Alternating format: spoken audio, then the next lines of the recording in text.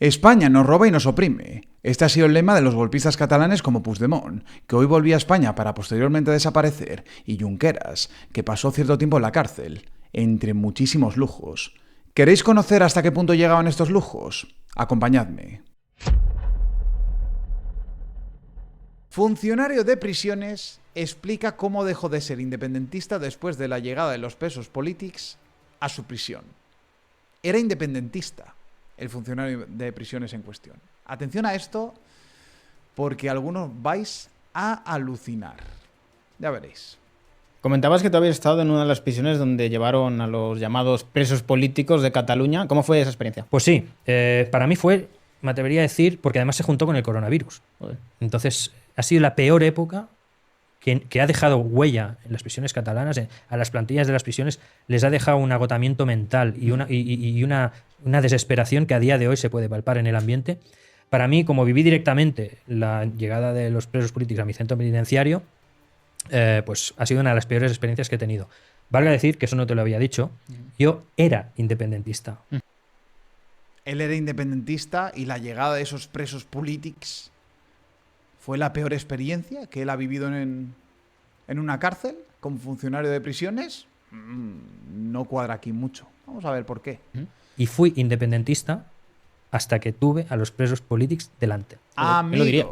Pues sí, porque allí pude ver realmente las dinámicas que había entre ellos. Pues yo, cuando llegaron estos presos a la cárcel, empecé a ver que realmente, mientras la gente se estaba manifestando en las calles, en la Plaza Urquinaona, mostrando su frustración, mostrando su energía, ¿no?, para intentar cambiar las cosas, A ellos les daba igual, ¿no? Eso es lo que va a decir este hombre, posiblemente. bloqueando la Jonquera, la frontera y demás, cosas que, bueno, pueden ser discutibles de si son están bien o no están bien, pero la gente manifestaba de esta manera su profundo desacuerdo.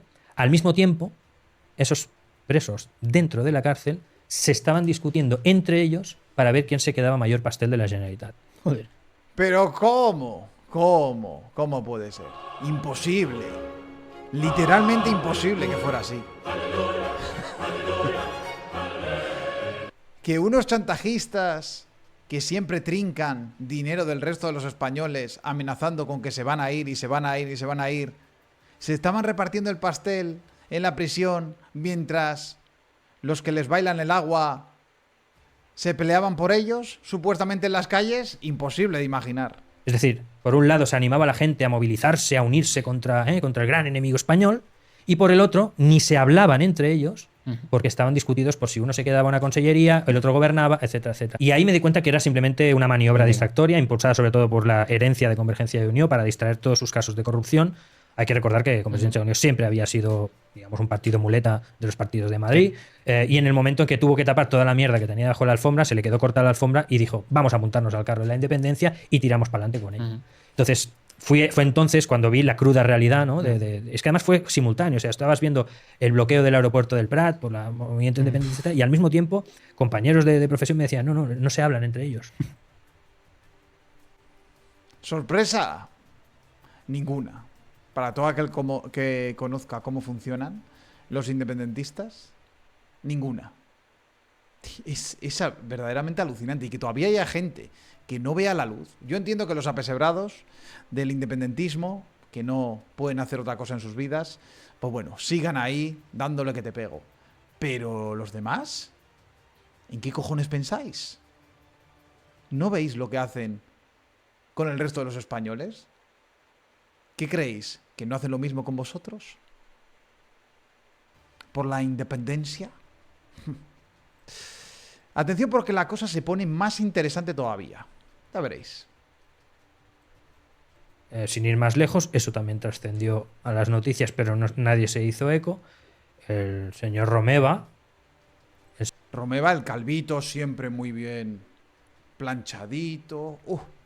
A ver lo que hacía el señor Romeva en prisión. El señor Romeva trajo a su entrenador personal de natación para que le diera clases. La cara de Víctor es un poema, claro. Evidentemente. Un preso se lleva a su entrenador personal a la puñetera cárcel. A su entrenador personal de natación. Es que es absolutamente demencial. Pero claro, Él lo disfrazaba.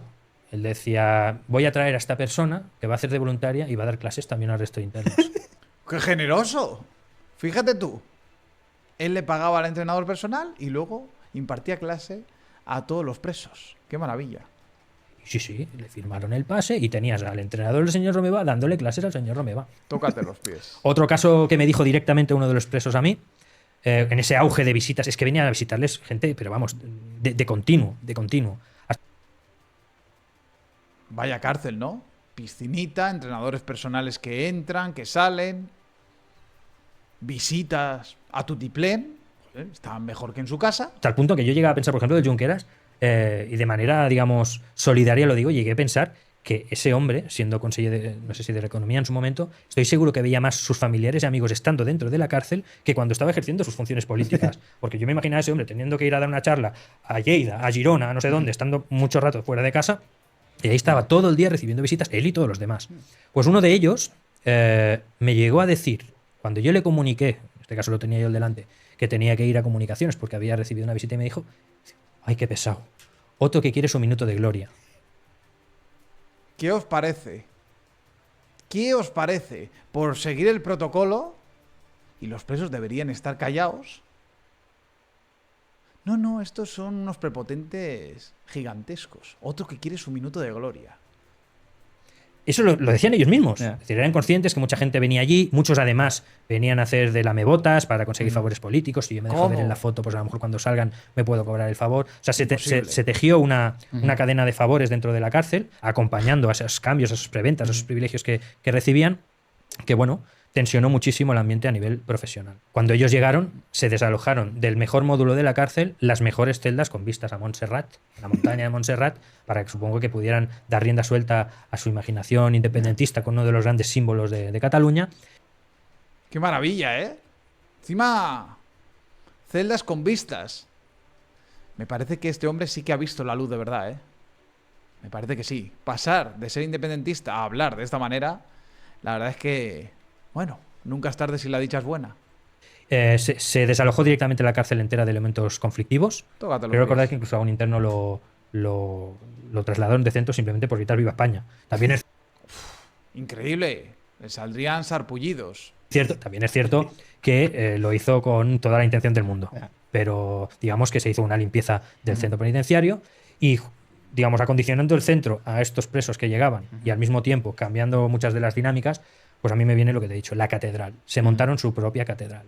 Luego, como he dicho, hubo buenos funcionarios que supieron, digamos, aguantar el empuje, supieron estar a la altura. Algunos de ellos fueron perseguidos políticamente por ello. Y, bueno, política y administrativamente por ello. Y otros, pues, Si no te corrompes, encima te persiguen. Pero si te corrompes, tienes todos los beneficios, incluidos aquellos pertenecientes a esa corrupción. Es una cosa verdaderamente espectacular, ¿eh? Cómo funciona todo en España. ¡Qué auténtica maravilla! mucho a mi pesar, algunos de ellos los tengo a día de hoy por buenos compañeros, sucumbieron. Hasta el punto de que yo tuve que ser testigo de cómo esos presos ocupaban espacios reservados a funcionarios. Aquí hay que hacer una parada. Esos presos ocupaban puestos reservados a funcionarios de prisiones. O sea, es que esto es absolutamente demencial. Ni en una serie aparecen cosas así. Es de locos. Pero es la mafia independentista. Funcionarios tienen unas oficinas dentro de los módulos donde pues, tienen sus papeles, su ordenador para hacer consultas, lo que sea. Pues esos presos estaban instalados en la oficina de funcionarios. Y me acuerdo de un caso terriblemente ridículo de ver, eran 5 de ellos que estaban sentados en la oficina de funcionarios y el funcionario, muerto de calor, en el patio apoyado en la puerta, como que no podía entrar. Yo de verdad me quedo sin palabras. Sin palabras. Sacaron al funcionario de su oficina para meterse 5 de estos golpistas catalanes allí, a liar en el ordenador o cualquier cosa, y el funcionario de prisiones a pleno sol, medio muerto. Para que veáis hasta qué punto se puede corromper una persona, ¿eh? Y para que veáis que los políticos que tenemos son el fiel reflejo de la ciudadanía. Es que es así. O sea, son una cantidad de imágenes que tengo retenidas de esa época que degradaron la profesión a la cual pertenezco hasta límites insospechados. Luego hubo algunos que supieron navegar muy bien.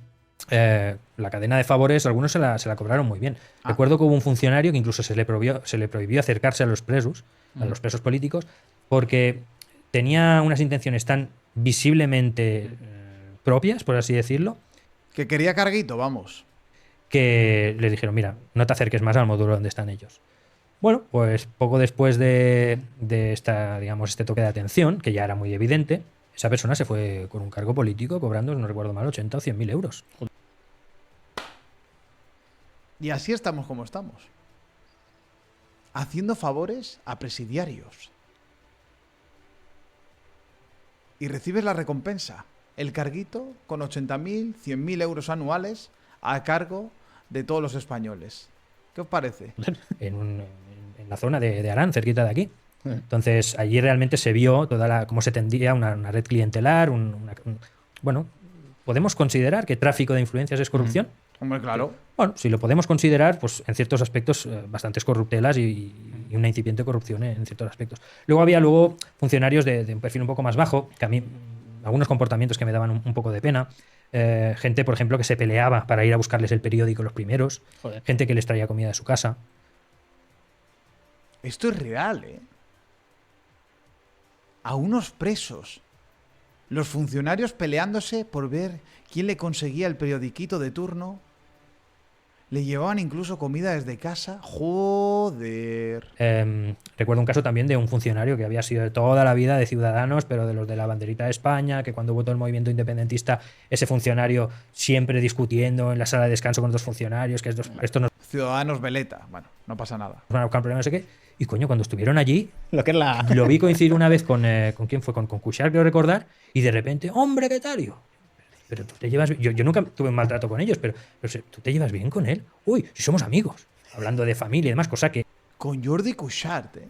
O sea, es que es de verdad de locos. no hay que hacer. Ya. No hay que hacer porque si una de las primeras cosas que te enseñan en prisiones es que tu vida privada tiene que ser privada en ese entorno, porque tú no sabes con esa información qué Sí, pueden claro. hacer ellos. Pues con una condescendencia que dije, madre mía, pero realmente qué poder tiene esta gente para doblegar incluso a elementos de lo más, digamos, reacios a ese movimiento. Sin ir más- Bueno, eso es discutible. Si era un ciudadaner, pero bueno. Es absolutamente de locos. Yo estoy alucinando, no sé cómo estaréis vosotros.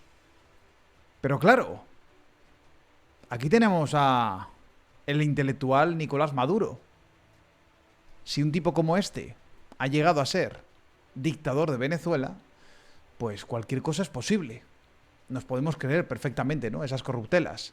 Porque si Nicolás Maduro está donde está, es por una corrupción aún más grande. Nicolás Maduro, que para ponerlo en contexto, una vez más, hay que escucharle. Hay que escuchar lo que ha dicho hoy mismo. Me dijeron exactamente lo que hay que hacer con el diablo, con los símbolos diabólicos que maneja Elon Musk. No Elon Musk. No, es Elon Musk. Hilos diabólicos. Atención. Miren su perfil y los símbolos diabólicos que tiene en su pecho. Son sectas satánicas del poder estadounidense que han articulado sectas como la de Milei. Otro también está Elon Musk y Javier Milei están en la misma secta. Joder, esto es muy complicado ya, ¿eh? En Venezuela, sectas satánicas como el fascismo que ha ¡Hostia! atacado al país. Ahora el fascismo también es una secta. Bien. Es una lucha de carácter espiritual entre el bien y el mal. Sí, pero me parece, Maduro, que tú estás más en el mal que en el bien. Pero bueno, en tu cabeza sonaba espectacular. Entre el odio, la mentira, el engaño, el fascismo, porque ustedes saben todo el ocultismo que hubo detrás de Hitler. Esto es absolutamente digno de Expediente X, ¿eh?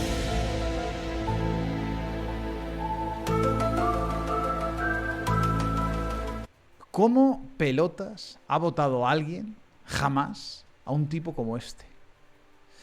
Pues muchas de esas razones están relacionadas con la corrupción. Y con ese mítico, no seas tonto, cógelo. ¿No os lo han dicho alguna vez? A mí sí, unas cuantas veces. Y en todas las he rechazado, por supuestísimo.